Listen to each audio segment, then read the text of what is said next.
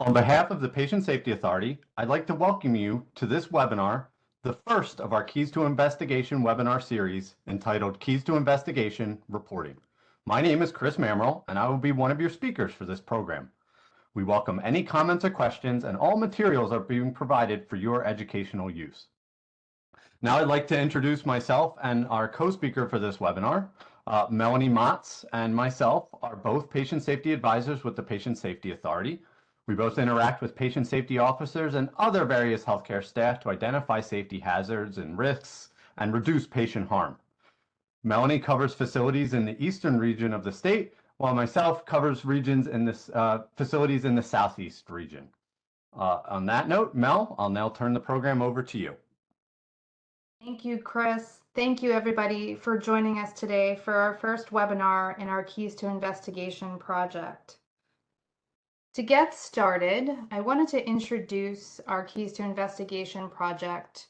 Some of you have probably been talking to your patient safety advisors over the past month, and some of you have yet to really learn more about this project. And we as patient safety at the Patient Safety Authority, as patient safety advisors for the past few years, have put together keystone projects, we call them, in order to have an opportunity to have more focused conversations, meetings, discussions with our healthcare facilities here in Pennsylvania. So really the goal of this keystone project was to provide professional development for our healthcare professionals, patient safety officers, patient safety risk management staff in the state of Pennsylvania in hopes to improve their knowledge and skills in the investigative process. And this, just a couple things, digging into those event details. How can you get better event details? What can you learn in those details? Investigative results. What are you doing with those investigative results? Are you, able to do good action planning and make, sustainable change within your organizations and help you identify contributory or causal factors to the events occurring in your facilities? So we planned education surrounding this, and this is what we're doing. This is the first of 8 webinars that are going to be offered through the rest of 2023 and the beginning of 2024. And we're also going to be doing some in-person workshops that are being planned currently in the spring of 2024. And these workshops will be an opportunity to really practice and apply the skills that are noted there.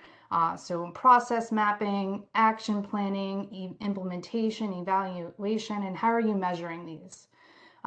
So in addition, it's not noted here, as patient safety advisors, we are, this is an opportunity for you to meet with your advisor to self-assess your current investigations and self-assess your process. Do you have a process? Is there something you can improve on? Is there something you're simply more interested in learning about? So it's great. We are, going through a guide of questions, talking points with our facilities, and making some recommendations on maybe what webinars or workshops you might want to attend. And this is being shared through what we're calling our roadmap. And this is a document that basically we make recommendations for you to attend maybe some of these webinars or workshops, and Shelly's actually going to put that in the chat box for you to access. And this is our most up-to-date roadmap, and it gives the titles of the webinars, it gives you a link to register for the webinars, and a description of what's going to be covered in them. So what are the benefits in participating in this? We're hoping it's going to improve your knowledge of the investigative process and the resources used to identify causal factors, and ultimately use these findings to improve patient safety and system design in your facilities. So the objectives for today's webinar, we're going to discuss the history of event reporting. We're going to review reporting and investigation requirements of the Medical Care and Reduction in Error Act of 2002, otherwise known as MCARE or Act 13 here in Pennsylvania. And we're going to discuss how event reports are gathered, investigated, and shared within healthcare facilities. So to get started, we're going to do a little brief history lesson. Some of you that are familiar with the history of Pennsylvania, or not Pennsylvania, just the history of healthcare. I'm sorry to bore you, but it's, I think, always very important to talk about, what was happening and kind of, where we've come in these past 20 some years. So healthcare historically has a history of blame. We, expect our healthcare professionals to have the proper training and the tools to be perfect. But, we know that no one in our profession, we don't think, gets into it to harm anyone. But unfortunately, sometimes errors can occur. So prior to 1999, we like to call it was the name, blame, shame game. The focus was on individual performance or individual failures, lots of finger pointing. So for example, what nurse gave the wrong medication? This doctor did this. What tech cleaned the scope last? Many human resource policies unfortunately made and continue to make errors against the rules, and often this led to and still does lead to lack of reporting due to fears of embarrassment. People might feel intimidated. They feel like they might get in trouble if they report something, or simply they believe that nothing's going to change. So this punitive environment resulted in unintended consequences. Ultimately, there were more lawsuits, which caused the malpractice crisis. This led to higher insurance costs. The same events and themes were happening, and ultimately, patients were not safer. Some of you, may have worked in a punitive environment before, and it really hampers the ability to learn. And it can hamper the ability to learn from events so we can make proactive changes in our system to prevent similar events and harm. So, there's that severity bias, error is driven underground, no harm, no foul. If no one gets hurt, why does it need to be reported? When these types of events aren't reported, they're not able to be reviewed in order to find process or system breakdowns and fix the problems before something happens. Wouldn't it be nice to be proactive and fix breakdowns before it reaches and potentially hurts the patient? Great example. I'm sure I've experienced this personally. Finding an erroneous patient ID band on a patient. Even after checking and matching patient name, date of birth, or whatever two identifiers you use in your facility, and simply replacing it. So you recognized it happened, you fixed it, but you're not reporting this as a near miss event, which essentially makes this error invisible, right? If it's not reported, you're not able to determine the root cause and take action to prevent the wrong patient identification. What if this continued down the line a little bit further and a wrong site procedure happened? So in 1999, the Institute of Medicine published a report called The Error is Human. And this was a big pivotal moment, I should say, in the world of patient safety. This was really the driving force in changing the focus of patient safety. It recognized that humans do make mistakes and that processes fail, not people. We must design safer systems and make it harder to do the wrong thing and easier to do the right thing. So, for example, utilizing checklist as a good patient safety practice, the timeout, your surgical site checklist, standardization of color coding wristbands, using forcing functions in your electronic medical record, using tubings and fittings that can only be connected the correct way, like the Bovie in the operating room. This helped progress patient safety and got us to think a little bit differently. So the Error is Human really called for a shift away from a culture of blame to a culture of learning to improve patient safety. This would be accomplished by creating an environment that encourages organizations to identify errors through reporting, evaluate those causes, and take appropriate actions to improve performance in the future. This is really what patient safety is all about, or what we'd like it to be all about. So, it's been 24 years since The Error is Human. And there's been lots of patient safety studies over the past 20 years, and I wish I had time to get into all of them. But I will tell you that they are referenced at the end of this presentation if you would like to read more about them. But just to summarize, anywhere from 1 in 3 to 1 in 5 patients experience a medical error according to what is reported. And anywhere from 13 to 93% of events were not reported into healthcare facilities reporting systems. So this, ultimately acknowledges that there is a huge knowledge gap in reporting. So excuse me, you can't fix what you don't know, and you can't manage what you don't know. So, as patient safety officers in your organizations or patient safety teams, I'm sure I'm talking to today, you need to know what's going on in your facility. But you don't know unless it's reported.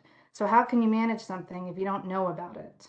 I always think about, some of the consultations I've done with facilities, and there's some great examples, and I'll bring up one. We do have the opportunity to go in as observers in facilities and be kind of a third party that's not familiar with the facility. But we had the opportunity a few years ago to do a consultation with a facility that requested this as a part of an initiative to prevent wrong site surgery after they experienced 4 events within 1 year. The facility stated that its pre-admission testing personnel identified incomplete or inconsistent information on their schedule, on the consent form, whether it was wrong laterality, history and physical, all coming from the surgeon's office. These deficiencies were corrected with calls to the surgeon's office, so they were corrected. The PAT staff reported that they caught inconsistencies on an average of 4 patients every day. So that means offices were putting incorrect information on the schedules, consents, or H&Ps of 1,000 patients per year. So another approximately 500 patients per year were operated on without passing through pre-admission testing. But these near miss reports, okay, with inaccurate and incomplete consent were not being reported. So, that's after, digging into a process. They didn't know this stuff was happening. And, can you imagine if they did know, they could have prevented, maybe 3 of those 4 events from happening. Sources for event reporting. This slide comes from our Out of the Box webinar series that we did earlier this year. These webinars are all available on our YouTube channel link, and I think Shelly's already ahead of me. She did put a link in the chat box for you to access, at your convenience if you want to learn a little bit more about different sources for event reports. But this is basically a pretty comprehensive list, and the webinars go into more detail of where you can identify events in your organizations. So we've talked about the history, what happened in 1999, what has happened since, and there's been a lot of reporting systems put into place. And I'm sure some of you are familiar with these. So there's been some voluntary, many states have voluntary reporting programs, some more active than others. There, of course, are federal programs such as MedWatch. Those of you that are Joint Commission accredited, reporting of Sentinel events. And some of those mandatory event reporting systems include, obviously, CMS, Medicare, reporting into NHSN, deaths related to restraints, and of course, not noted on here, because Chris will be talking about it later, the mandatory event reporting that went into law in 2002 here in Pennsylvania, otherwise known as MCARE Act 13. So before I turn it over to Chris, we have these reporting systems now. We're making some progress. I think it's important to understand, though, that these healthcare event reporting collection systems are designed for healthcare providers. And oftentimes that patient perspective is not incorporated or solicited. So there is still for sure a risk for underreporting. There's a lot we can learn from our patients and families. So these are some questions to take back, to your patient safety teams, to your leadership, even to ask yourself, do patients and families tell anyone about their experience with care? I'm sure they do. You probably hear them sometimes through complaints or grievances. Does anyone ask for this information proactively? I know I've recently talked to a facility that does leadership rounds on their patients on a daily basis. Sometimes they touch base with the same patient twice in one hospitalization to ask about their care. Is there anything, that they're experiencing or, anything they can help them with, or, if they have experienced an issue or a care issue. So, being proactive, I think sometimes can be better. And I know, sometimes there's not time to do that, but any way that you can incorporate learning from your patients and families, they really are the star of the show. They're that one consistent person that's involved in all aspects of the continuum of care. We are all patients. In some way, we access healthcare. We know our, personal, our own medical history. We access our PCP and specialists, getting diagnostic testing. We question if somebody doesn't ask us our name and date of birth. I think patients now more than ever are, bigger advocates for their health and their care. So it's important that we pay attention because they are astute observers. And they do have a personal interest in finding out, what happened and seeing what can change. And, if they've experienced a medical error, they may tell their patient, they may tell their family and friends and not report it to you. How can we make sure that does get reported to you so you can fix it? So now I am going to turn the presentation over to my colleague, Chris. Thank you, Mel. Give me 1 second here. As Mel mentioned, here in Pennsylvania, we do have the MCARE Act, Act 13, Medical Care Availability and Reduction of Error Act. I'm sure most of you are familiar. And this was passed in 2002. And really the purpose behind this piece of legislation was twofold. The first reason being to make liability insurance affordable. Anybody that remembers the doctors marching on Harrisburg in their white coats, that was kind of the impetus for that. And then the second purpose being to reduce and eliminate medical errors. And we aim to do that by identifying problems and implementing solutions that promote patient safety. This piece of legislation is also what created the Patient Safety Authority. It's why Mel and I are employed in here with you today, and we're able to offer this information and this education and this professional development to you guys. So our two goals: identify problems, implement solutions. How do we do that? Really, to identify problems, you're going to report events to us, and you do that through the PACER system. Again, I'm sure most of you are familiar with that. And then we take that information, we get into the PACER system, and we'll look for different trends. We aggregate that data and look for common themes, maybe events that are happening not very frequently at an individual facility, but at a statewide level, they're happening more frequently. One of the things that comes to mind is newborn falls was an issue, and no hospital was really reporting more than 1 or 2 newborn falls a year. But throughout the state, we're seeing 50, 60, 75 of these newborn falls, and it really draws into view how big of a problem some of these issues are beyond just a single facility. So that's really the goal of the authority when we're looking at that information and going through it.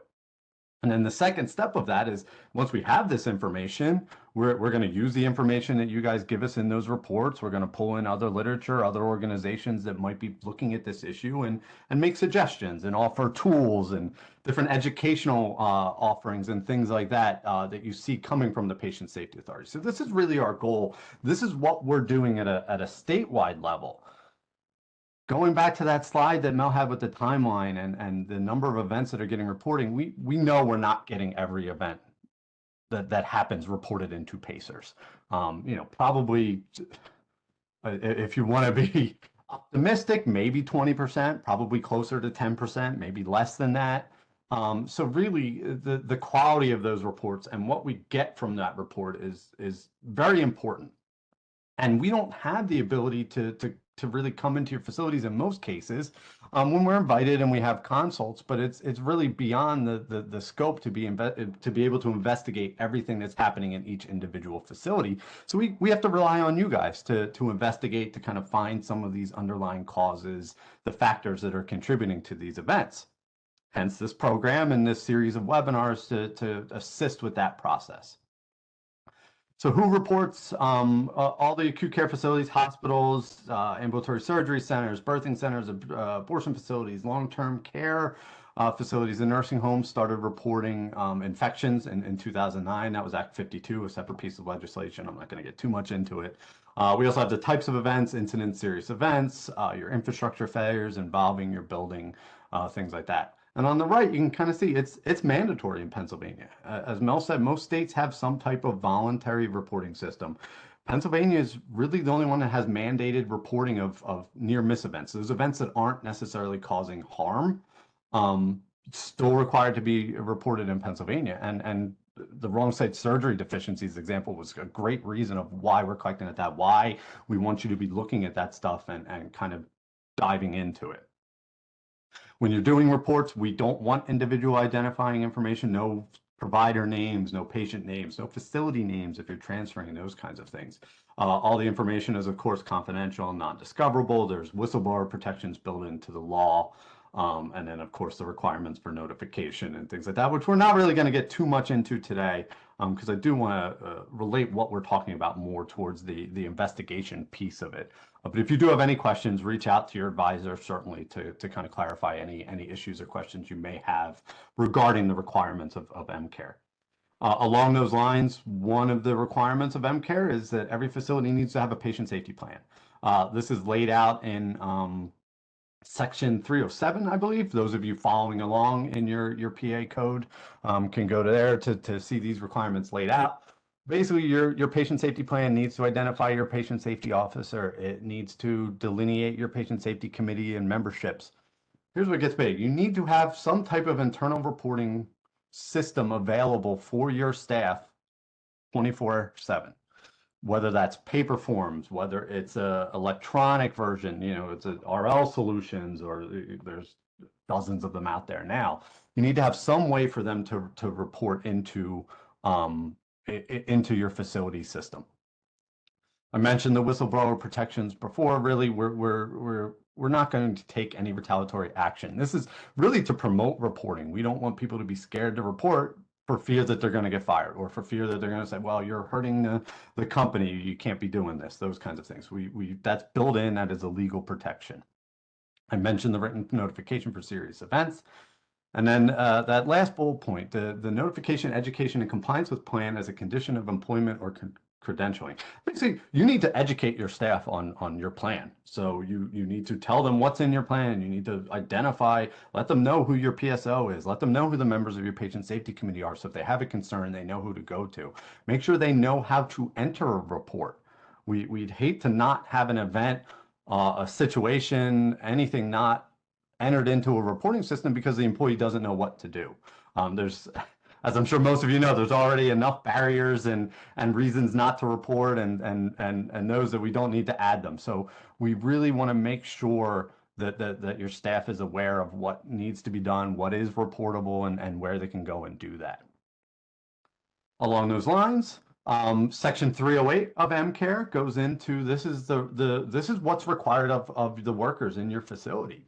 So any worker that believes that an event has happened, they're going to report that into your reporting system, that you have it available 24/7. We want it reported as immediately as soon as possible, but really that time limit of 24 hours is critical to get that into your internal system.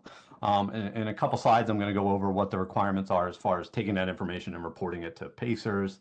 And as you know, there's different requirements as far as to Joint Commission and CMS, and maybe some of your managed care organizations, other payers, they might want things within 7 days, 14 days, 48 hours, whatever.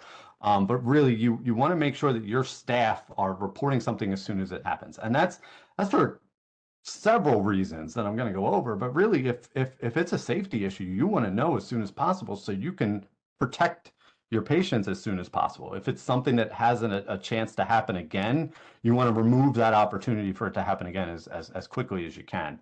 And again, I'll get into that when we talk a little bit more about what we do with these reports once we get them. And we're getting there soon, don't worry. So the next section of MCARE, section 309, outlines the duties of the patient safety officer. Every facility needs to identify a patient safety officer. That's I'm sure some of you on the call, probably most of you on the call today, have that role or work closely with the person that has that role. I can speak then and say that that's most frequently our contact person at each facility. What's required of the PSO is they need to be on the patient safety committee. They don't need to chair the committee. They don't need to lead the committee. That's not a requirement, but they do need to be on the patient safety committee. Why? Because they need to report to that committee as far as what's being reported and what the facility is doing to address that. The PSOs also needs to make sure that the investigation of all reports is happening. They don't necessarily need to personally do it, but they are the ones that are going to be held accountable that for each event that gets reported into Pacers that an investigation is being done. Really, any event that you're finding out about should be investigated, every single one. We're not saying that an RCA, a root cause analysis, needs to be done on every single event. Of course, like that's probably not required in most cases, but some type of investigation does need to be done. And when we get to some of our later webinars, they'll cover the types of investigations that are out there and how to make that determination of what level of dive you need to do into an event that would be appropriate. That third bullet point I kind of mentioned, this is why we want to get those reports in quick, and we want to start looking at these events quick and investigating them quick, because if there's an immediate health risk, we need to do that. We need to address that immediately. We don't want any what does Joint Commission call it, immediate jeopardy, those kinds of things. Anything that poses an imminent risk to patients, we want to address as quickly as possible, obviously. Going on to this is an issue that's kind of popped up a little bit more frequently around the state recently. Section 313 basically goes into what the notification requirements are for licensing boards and what the consequences are. Basically, if your facility discovers that a healthcare provider was aware of an event but did not report the event, that facility is required to notify the licensee's licensing board. It's a lot of licensing and licensees words in there. Excuse me, my lisp coming out there. And if there's a failure to report, and this is for the facility, this is considered a violation of this act, and they can really they can be fined. There's an administrative penalty, and if right there in red at the very last sentence there, it's up to $1,000 per day. So keep in mind, if you didn't report a serious event that happened 6 months ago, and it's discovered during a survey today, all of a sudden you have 6 months, 180 days, $180,000. So you can see these penalties can accumulate very quick. So when you become aware of something, you want to make sure that you are addressing it. We don't want things shoved under the rug. We don't want them dropping into that cave, into a black hole. We want to make sure that you're following up on all of these events, reporting them when they're appropriate into Pacers, and at least being aware of as much that's going on in the facilities as possible. I said I would mention the event types. I'm not going to read through this slide. I think most of you are probably familiar with the types. I did want to touch base on that reporting timeline because this really feeds into the investigation piece of it. Incidents, the MCARE says they need to be reported in a timely manner. The final guidance for acute care reporting specified we'd like those within 90 days. I think that's personally, I think that's very reasonable. Even if you're doing a deeper dive, typically you're going to come up with findings and an investigation. You're going to learn something within that 90 days. Please include that when you send in those event reports. The more information you give us, the more work we can do for you guys. If you don't tell us it's happening, if you don't tell us what you found out, what you're digging into, what are the systems factors contributing this, that we have no way of knowing. We're not working on the front lines every day, so we're trusting those of you that are to really provide us with the information and find out what's going on at that granular level, so that we can look at it with a wider lens. When we talk about serious events and infrastructure failures, those do need to be reported within 24 hours of confirmation. Now, this is just a report into Pacers. We know that your investigation 99% of the time probably isn't going to be done that quickly. You might have investigated to the point where you have confirmed that there was harm, there was additional healthcare services, it does meet the criteria for a serious event, or it is an infrastructure failure. As soon as you identify that, that's when that 24-hour clock starts, and that's when the report should be entered into the Pacer system.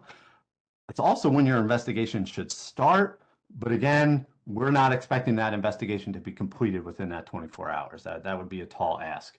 And that's also one of the reasons that you have up to 90 days to amend any of these reports.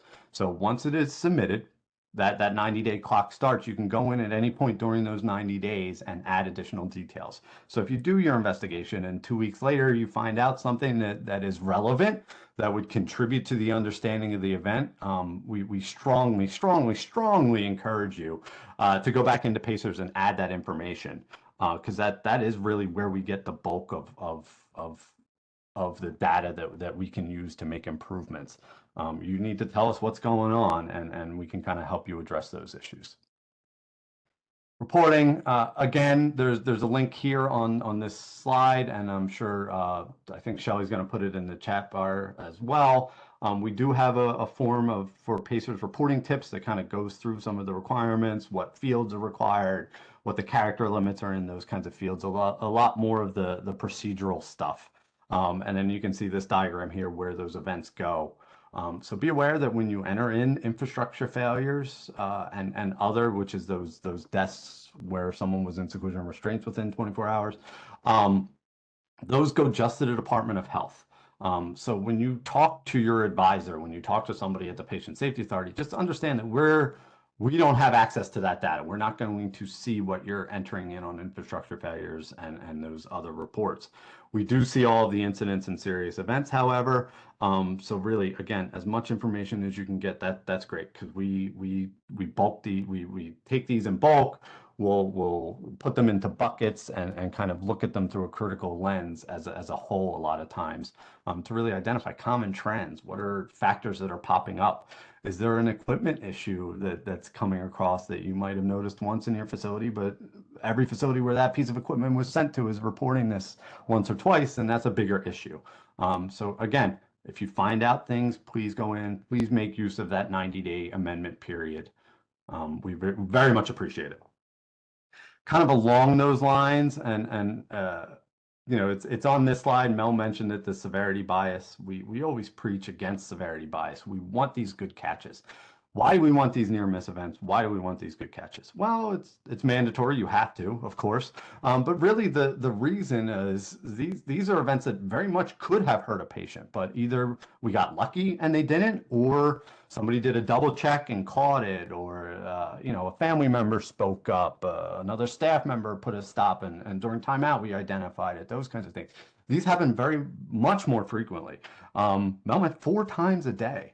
And that was I'll full disclosure, that's the first time I've heard that number from Mel, and I was kind of taken aback sitting here listening. That's crazy. 1,000 deficiencies a year that aren't getting reported because they're not really contributing. But that's important information. We can learn a whole lot from that. So really, when we look at it, and I understand that we preach the avoid severity bias, but we have different reporting requirements based on the severity. Yes, we understand that.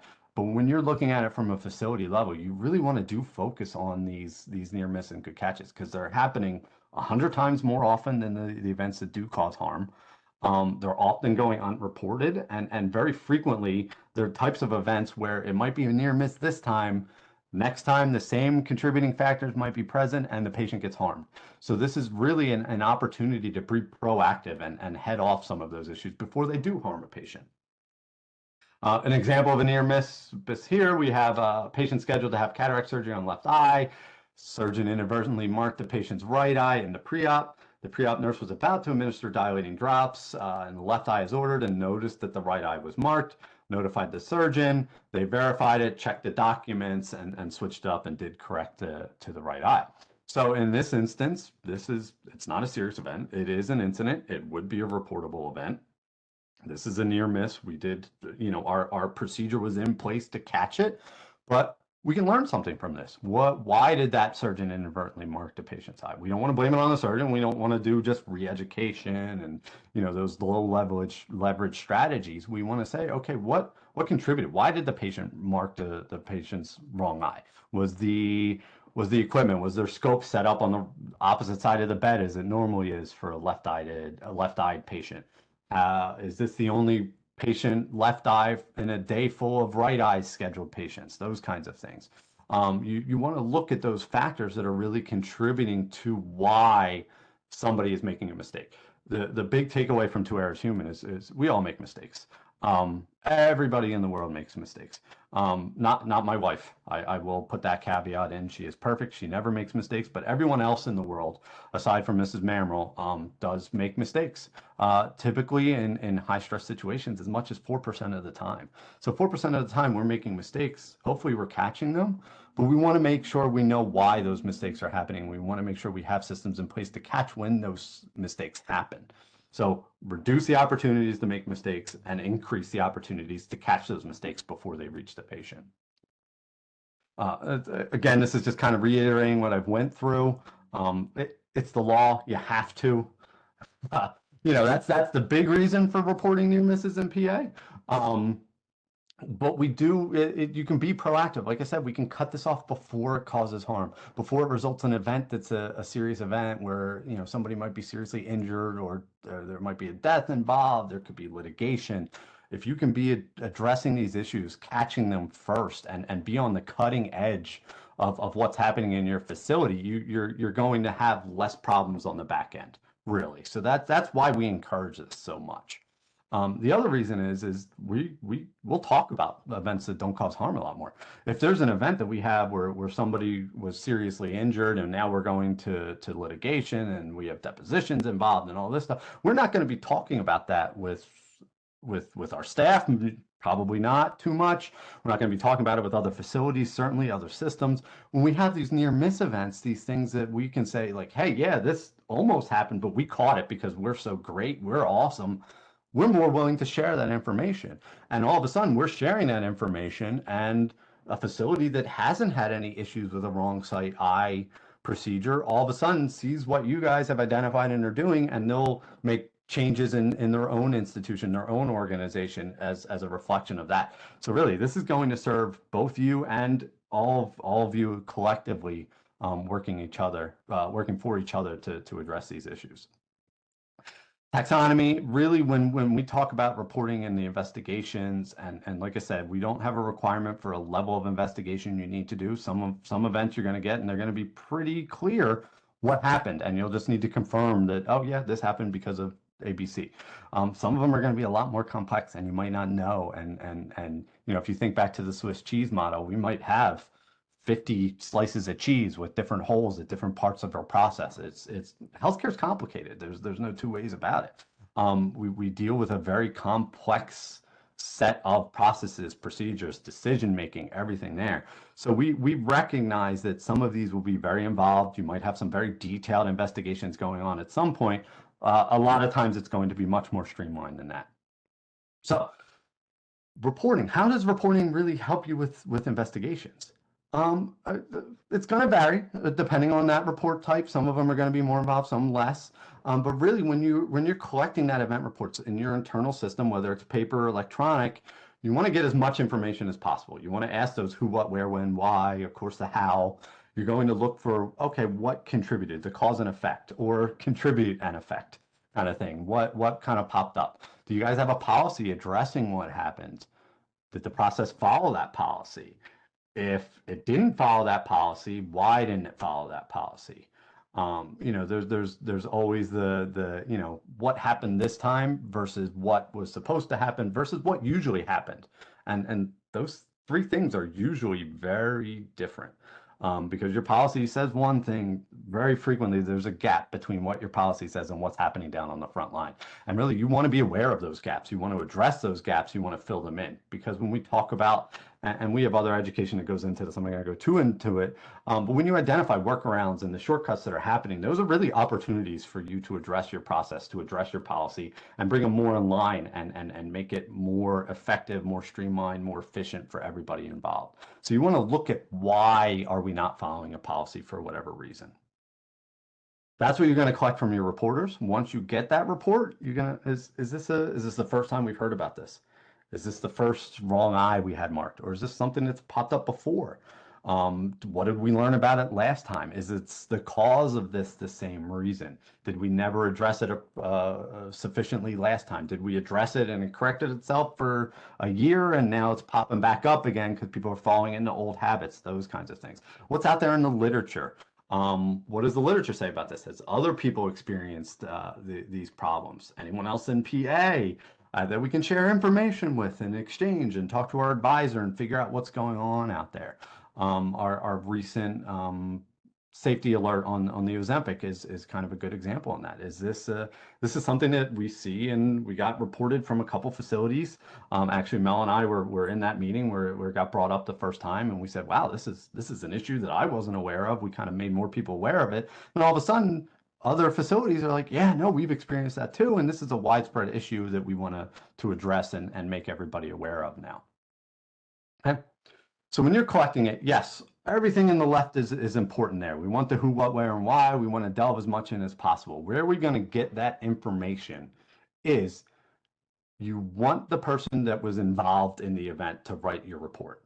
And the narrative of that report is going to be very, very important. I know one of the major roadblocks to reporting that we hear, and we hear this all the time, is it takes too much time. It's too cumbersome. It's onerous. We have so many duties. We're documenting tons of stuff left and right. We don't have time to do additional incident reports. So what does the facilities do? We try and make it as streamlined as possible. We make it as simple. We add check boxes, drop down menus, and that's great. If you have an issue with a piece of equipment, let's say, check boxes are great. That's going to get you all the information you probably need to address what that equipment issue was. However, if you get two different pre-filled syringes from a certain manufacturer and they're two different drugs, but they're easily confused because they kind of look alike, there's no checkbox for that. There's no drop-down menu for that. We need to get that in the narrative aspect. So this is really a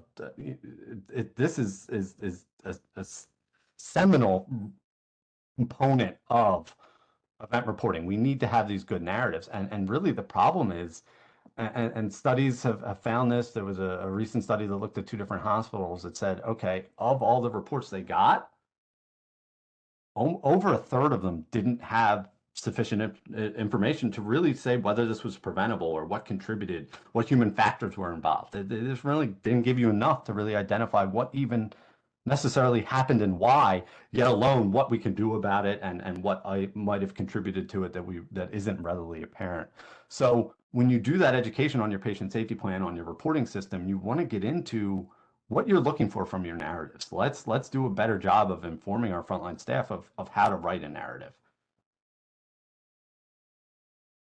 So we've added checkbox where it's appropriate. We've educated all of our staff on writing incident reports, narratives. We're getting great information. What do we do with it now? First of all, it needs to go to your patient safety committee. That is a requirement. If it's infection rates, HAIs, it can go to your infection prevention. We have tons of committees. Your M&M. If is it a department specific thing? Are you just notifying your ED of this issue because it's related to triage to certain things? Externally, number one, of course, Pacers. We take that information, we put it into Pacers. The better information you're getting from the staff, the better information you're going to give to us, the better tools and information we can share back to you. We're not the only external, and we understand that.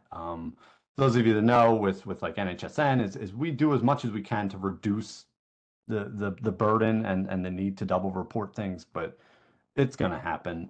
You know, we're praying to many different altars, many different gods here. You know, everybody has their payers and their credentialing agencies and things like that. So just be aware that your information that you're gathering for these different agencies might be a little bit different, but you want to be collecting information that's giving you an idea of why these events are happening. Really underlying is that's the ultimate goal. So we get this information. What do we do with it? So there was a study, and it's an older study. I apologize. I'm not familiar with anything newer. It was about I want to say probably about 12 years old now. There was a systematic review, and they looked at it was over 2,000 studies that looked at incident reporting in the U.S. So 2,000 studies. Of those 2,000 studies, feedback mechanisms were described in 13 of them. So that's what, you know, percentage of a percentage point there. Now, granted, that's just them saying they were only mentioned in 13. Now some of those incident reporting systems might have a feedback mechanism built in, and it just wasn't described in the study. You know, there's limitations there, but I think it kind of serves the purpose of saying like, okay, maybe we're not paying as much attention to the feedback loop as we should be. So you can see the diagram over here on the left. This is from the Armstrong Institute down at Johns Hopkins University. Great work they do on human factors. If you have an opportunity to take their training, you know, I've done it. It's fantastic. They're great. They have some great people down there. We have some pretty good expertise ourselves, I'll say, if you have human factors questions. But you can see on the left part of that diagram are the work systems, and those are your contributing factors. And then when we look at our process and in our outcomes, you can see those arrows at the bottom are feeding back into our work system. So you need to have some type of feedback mechanism that goes back to your frontline workers. That's going to really contribute. If somebody's entering in a report, if they're sharing all the information they had and they enter it and they don't hear anything about it ever again and they don't get any updates and no changes are made, are they going to report again? What's the point? You know, if something happens, no harm, no foul. Oh, what's the point? No, nothing ever changes around here. If you've heard that, that's what we don't want. That's why that feedback mechanism is so important. Whereas if you have a robust feedback system in place, you're going to encourage people to report because they're going to say, oh man, the last time I brought this up about our beds that wouldn't lock, they came through and they checked all the beds and they replaced a bunch of the beds, and now we don't have to worry about the beds moving when we go to transfer patients now, and it's great. So I'm going to report the next issue I see and let them fix that as well. That them being, you know, our hospital administration, which are often vilified. We don't want to be vilified. You know, it's as a patient safety officer, I remember staff members running for me when they would see me coming down the hall. That's not what we want. We want to be viewed as the patient safety professionals that can fix problems, that are addressing these issues and making our patients safer. And we do that with a feedback mechanism. We want to avoid the black hole. You know, this is a beautiful picture, but this is not where we want our information to go. So we don't, if we get an event report in, we investigate that, we have some great findings, where does that go? Does that go into a filing cabinet somewhere? Does it go on the back of a form somewhere, or are we sharing that information back? We really need to be sharing that information back. And granted, this is a challenge. It's not easy. You know, I can sit here and I can say, yeah, you need a feedback mechanism. You need to make staff aware of what's going on and what you found and all this stuff, and that's great. It's difficult. It's again, this is more of a burden. This is more things you need to do. So there's a couple different ways to do it. The first one there is right when the event is submitted. You want to, if a staff member sends in a report, send them a thank you email. Just something that acknowledges like, yes, your report has been received, it'll be reviewed. If they want to share their contact information to be updated, that's a great mechanism to put in place. If you're looking to improve your reporting of near misses and good catches, start a good catch program. Reward patients. I remember when we first implemented, we saw the reporting of near misses go through the roof because we were giving away, I think it was a Wawa gift card. Wawa is a convenience store for those of you on the western part of the state that might not be better. It's much better than Sheetz. But that was the gift cards we were giving out. So that's why we started getting more submissions because people wanted the Wawa gift card. But side effect of that is we were finding out more about what's going on the unit, and we're able to address those issues. So really, it was a win-win. Your rapid response. This is when that really comes up to an immediate issue. You need to address that. So you need to make your staff aware. If you're gonna, change out equipment, if you're gonna increase monitoring for an area where there might be a fire watch, those kinds of things, you need to make them aware of the immediate issues, of course. Increase awareness. This is where sharing safety stories at staff meetings is good, with your huddles, those kinds of things. If you have an internal newsletter or some type of publication, draw attention to what events you're seeing. Do you have a dashboard that shows, our last fall was such and such days ago? Those kinds of things. You want staff to be aware of what the issues you're experiencing on your unit, so they're more cognizant, they're more vigilant, looking out for things that may happen or may contribute to something happening. And then that last one, after we've done our event investigation, and again, our later webinars and our workshops and things like that will go into the meat of what those investigations look like, is really first you report back to your reporter. Make sure that the reporter, the unit they came from, wherever the source of this event was that you investigated and you're putting corrective actions into place, make sure that they know. Make sure they're aware of not just the action that's being changed or the policy change or the process change or the new equipment that's being put in. Make sure you let them know why. It's not just about the action. It's we question critical thinking is a big thing. We talk about complex decision making. Healthcare workers are very complex. When we stress critical thinking, they're gonna want to know why. If you tell me I have to do this extra check now, why do I have to do this extra check? And if you tell me what the consequences are and why we're doing it, that'll increase compliance. It'll give them more ownership, and really improve your compliance with those actions and things like that. So close the loop. That's the big thing. You're not going to keep getting incident reports if you're not making staff aware of what's going on. If you get an incident report and you look at it, you investigate it, you say, yeah, we need to make this change, and nobody hears anything for 2 months, they're going to forget about it. They're going to say, what's the difference? So you want to make sure you're putting things into place as quickly as you can. Sometimes you might not be sure it might be the right solution, and that's where your plan do check or cycle goes in.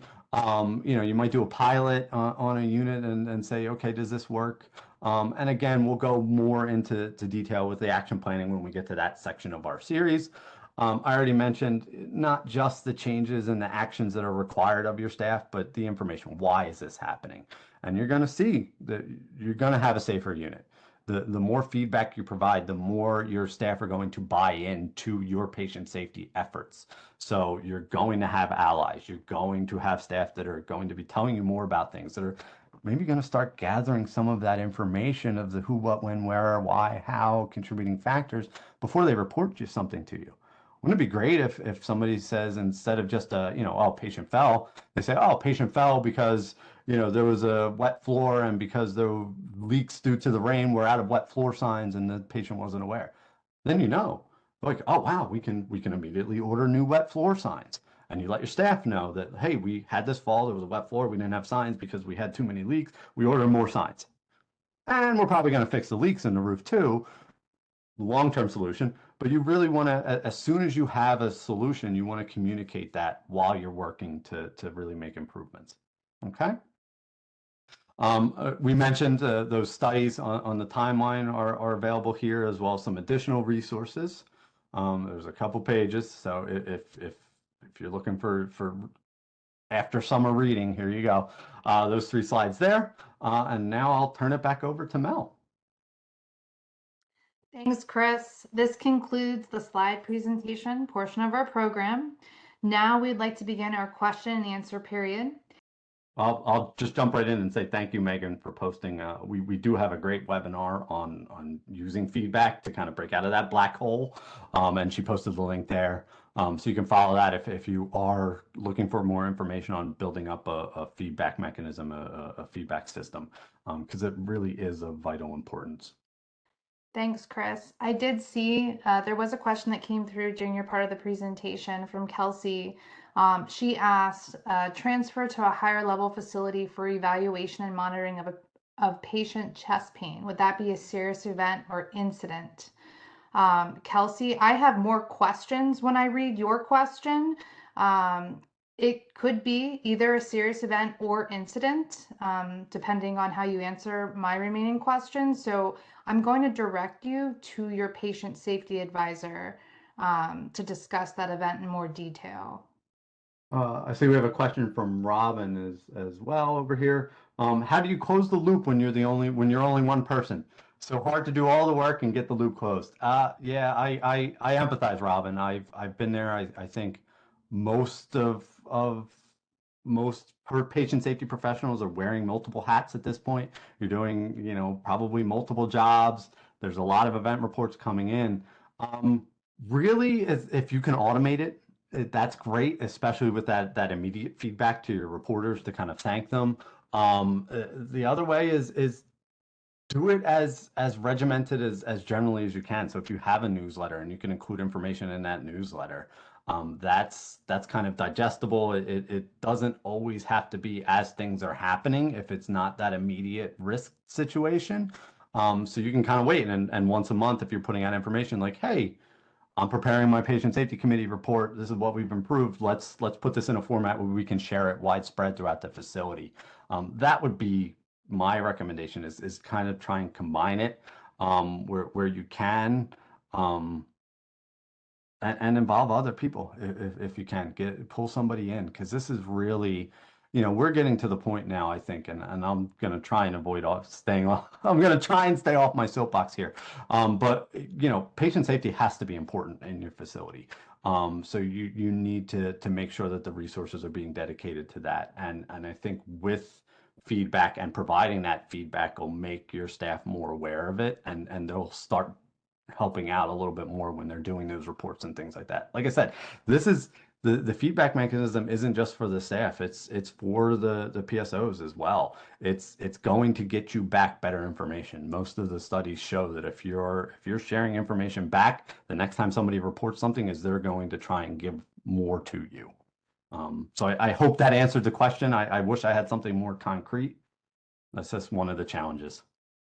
Looks like we have a question. Are there requirements for physicians to attend patient safety education? Do they know this information about PACERS reporting? As far as the requirements, there's nothing specific in MCARE, but I believe it's, and Mel, jump in and correct me if I'm wrong or anybody, I believe it's 12 credit hours that they're required to have in patient safety for their continuing education. And really, if you feel that there's a knowledge gap or knowledge deficiency with your physicians, reach out to your advisor. And that's certainly education that we can offer. We do have an LMS that's designed for frontline staff. Takes probably about 10 to 15 minutes to complete. And you can follow the link to our LMS system there and see that. That's a good resource for your frontline staff just to make them aware of what they need to know about the reporting process because they don't need to go into all the criteria and taxonomy and those kinds of things. But basically, these are the events that are reportable. This is what you need to report. So we see from Chip, we use a monthly thank you card sent to each unique reporter. Clerical support utilized to help put it together. Thank you for reporting message and the PSO writes a monthly patient safety did you know message. This is great. It's been a pretty efficient way to provide feedback and encourage reporting. Thank you, Chip, for sharing that information. That's a great resource. So Robin, if you can incorporate some of that, I think that would definitely help. That's great. Everybody likes getting thank you cards. I'll ask Chip, and I don't want to put you on the spot, but have you noticed any difference in your reporting rates or anything like that when you made those changes? Oh, nice. So sure, and good competition between departments too. That's great. Ooh, We always love good nice healthy competition. competition. Yeah. Doesn't hurt anybody. Right? Yep, love that. Okay, we are at time. So if there is any additional questions that you all thought of, please reach out to your patient safety advisor, or even, before we close out, you can put your questions in the chat box or the Q&A, and we can get back to you. I want to thank everyone for joining us today. If you experienced any issues accessing the evaluation and/or certificate of continuing education, please feel free to direct an inquiries to Shelley Mikesell at shmikesell@pa.gov. This concludes our webinar. Thank you.